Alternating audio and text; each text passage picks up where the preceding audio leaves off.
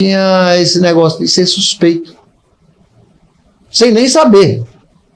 Porque quem veio com isso foi o tal do Cabrini, que é outro carniceiro.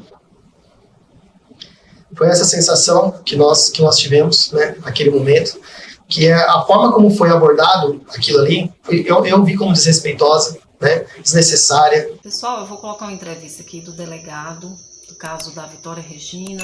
Assista até o final. Muito obrigada por você fazer parte deste canal. Se não é inscrito, já te convido a se inscrever, compartilhar o vídeo e também ativar as notificações.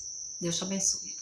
E da Adriana aqui também, mas as super ações de pessoas como o nosso convidado de hoje, que vai estar aqui participando junto com a gente, fazendo essa interação e trazer um pouco do seu conhecimento, agregar um pouco de valor para nós aqui nesse processo que é o programa Superação. 4ª edição do nosso programa e um convidado para lá de especial, não só pelas suas ações, né, que você vai descobrir ao longo dessa próxima 1 hora de programação aí, conhecer um pouco da sua história, da sua trajetória, o seu trabalho. Antes de apresentá-lo, eu quero deixar uma boa noite da nossa amiga aqui, Adriana, que está aqui junto com a gente, comentarista do programa. Dá o seu boa noite também, Adriana, trocou a câmera hoje, se apaixone por ela, fique à vontade. Boa noite para vocês, muito obrigado mais uma vez pela oportunidade de estar adentrando a casa de vocês. E trazendo aqui o nosso convidado especial, que vocês já vão saber, com uma entrevista chocante, bastante polêmica, mas eu creio que vai tirar muitas dúvidas de vocês aí. Boa noite, muito obrigado por mais uma noite junto com vocês aí. Polêmica, nossa amiga Adriana participando aqui junto com a gente, ela que fez a abertura do programa da semana passada, muito bom, Adriana, obrigado mais uma vez. E eu apresento a vocês então o nosso convidado, Dr. Fábio Costa, ele que está aí nacionalmente conhecido por todo esse trabalho que ele está realizando junto à família, né, da Vitória, infelizmente aí da tragédia que aconteceu em Cajamar. Ele está dando todo esse suporte, esse acompanhamento para a família, e é um trabalho muito bonito que ele vem fazendo. A gente vai falar um pouquinho mais sobre isso na noite de hoje. Primeiramente, obrigado, doutor, pela sua participação aqui junto com a gente, a gentileza de aceitar o nosso convite de prontidão. Tive o privilégio de conhecê-lo lá em Cajamar e nós vamos falar um pouquinho sobre isso. Se apresenta aí, fique à vontade. Obrigado pelo convite, obrigado pela oportunidade, né, de poder estar aqui, de falar um pouco infelizmente, dessa tragédia, né? A gente acaba conhecendo pessoas boas nos momentos ruins. Mas o Beto, numa manifestação que a família da Vitória fez em frente à delegacia, pedindo a reconstituição do crime. Surtiu muito resultado, naquele momento não iriam fazer, mas antes da manifestação resolveram, dias depois, vir a público e acatar o meu pedido de fazer a reconstrução do crime, que é muito importante para a família.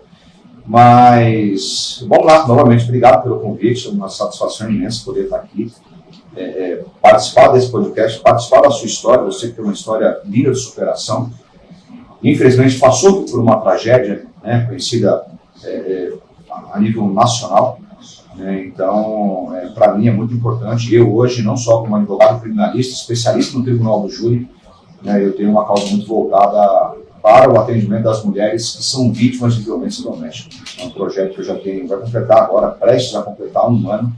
Nós vamos falar um pouco mais desse projeto, um pouco mais dos números desse projeto e um pouco mais também como funciona essa rede de proteção. E as pessoas também com quem eu conto, que me apoiam, pessoas não só amigos, mas também autoridades que me ajudam a manter esse projeto e a levar esse projeto em frente.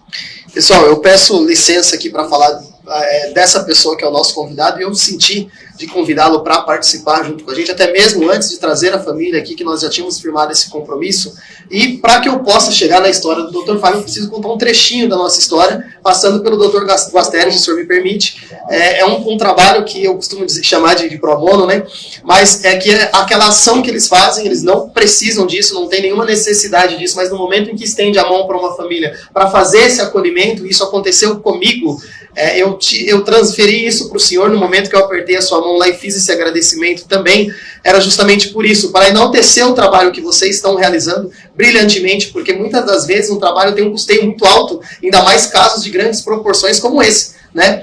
E as famílias têm uma necessidade de amparo, né? E esse acolhimento, então eu reforço isso aqui para o senhor, esse acolhimento é extremamente importante porque pega desprevenida, despreparada e precisa de alguém com conhecimentos técnicos que possam levar isso adiante, né? Pegar e juntar aquilo ali, aquele processo junto nas mãos e trazer isso ao conhecimento. Então, como que foi esse conhecimento, esse acompanhamento? O senhor também participou de outros grandes casos, né, que nós temos notícia aí também. O caso da Lara Maria foi um caso que o senhor também acompanhou, né? E como que tem sido isso para o senhor? O que tem mudado na sua vida desde então, nesse acolhimento da família Souza, né? Vamos chamá-los assim. Na realidade, Beto, é assim, eu acho que isso não é uma oportunidade, mas é um trecho da sua vida que Deus coloca no teu caminho, né? Então eu sempre tive, para você atender uma família pro bono, né, você tem que ter uma certa estrutura, né? Por que uma certa estrutura? Porque geralmente são grandes casos de repercussão. Eu faço questão de falar isso sempre para todas as famílias que eu atendo, desde Lohane 2020, Giovana de Jacareí, Lara Maria, cara, tantas outras. Hoje eu fiz questão de levantar esses números para saber, né, a quantidade de famílias que eu atendi ao longo desses 5 anos de projeto que eu tenho. Foram 47 famílias, 47 casos trágicos. Então, você tem que ter uma estrutura, porque geralmente são grandes casos de grande repercussão. E geralmente você tem que ficar, vou tomar como base agora o caso da Vitória. Eu fiquei praticamente 25 dias acordando 3 horas da madrugada e dormir meia-noite. Só que assim, nós temos um escritório, né? Eu já tenho 3 escritórios em São Paulo e esse escritório ele não para, porque pessoas também têm problemas. Então você tem que ter uma estrutura para manter, porque não basta você só ir lá e oferecer ajuda, sair de cena e colocar outra pessoa para tomar conta. Né? Quando você estende a mão para a pessoa, para oferecer essa ajuda, ela está contando com o Dr. Fábio Costa ali. Você está entendendo? Uhum. Eu poderia muito bem chegar e me apresentar e colocar um outro advogado para ir lá e falar, para dar entrevista. E eu sempre falo isso, eu não estou nesses grandes casos por conta da televisão. Infelizmente, a gente sabe que muitas vezes as pessoas querem surfar nessa onda, né? As pessoas querem se aproveitar desse momento para se promover. E eu sempre digo, eu não preciso disso, porque eu já trabalho na televisão, é diferente. Né? Eu já estou lá na televisão, com tragédia ou sem tragédia, eu estou lá de segunda a sexta.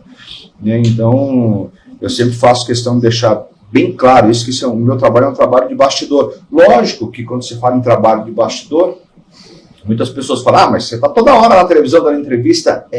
Mas não é porque eu quero promover a minha imagem, é porque a gente tem que alimentar a imprensa de informações, porque a imprensa ajuda a cobrar, e nessa cobrança as coisas acabam andando um pouco mais rápido. Então eu sempre tive esse propósito de ajudar essas famílias pro bono, né? Isso, eu queria ter começado isso há muito tempo, né? Mas só dei o primeiro passo quando eu sabia que eu tinha uma estrutura para poder atender. Porque senão você faz um trabalho precário, e o trabalho precário numa situação como essa acaba prejudicando muito mais do que ajudando. E até como o senhor mesmo disse, né, consome muito do tempo, né, exige a tua presença ali, porque a todo momento o senhor precisa ser ouvido, o senhor precisa passar algum tipo de orientação. Nesses últimos nos primeiros 25 dias, em março, desde a sexta-feira de carnaval, que foi dia 28 de março, foram 25 dias assim, loucos, porque eu tinha que organizar a questão do escritório, mas eu tinha a imprensa para atender, eu tinha